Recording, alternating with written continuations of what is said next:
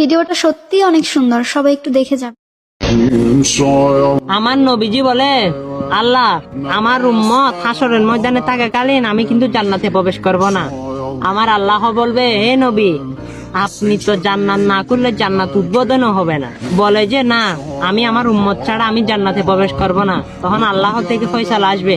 আল্লাহ বলবে, যাও, আমি তোমার উম্মতকে মাফ করে দিলাম আর তাদেরকে জান্নাতের বাসিন্দা বানিয়ে দিলাম। তাই সে নবীর উম্মত তো হলেন, সে নবীর জন্য কি করছেন চলুন আজকে একটা হাদিস সে নবীর মানুষের কাছে পৌঁছে দিবেন। আপনি কিন্তু সে নবীর উম্মত। আমার প্রিয় নবীজি বলে, যে দাঁড়িয়ে পানি পান করে সে যেন বমি করে দেয়।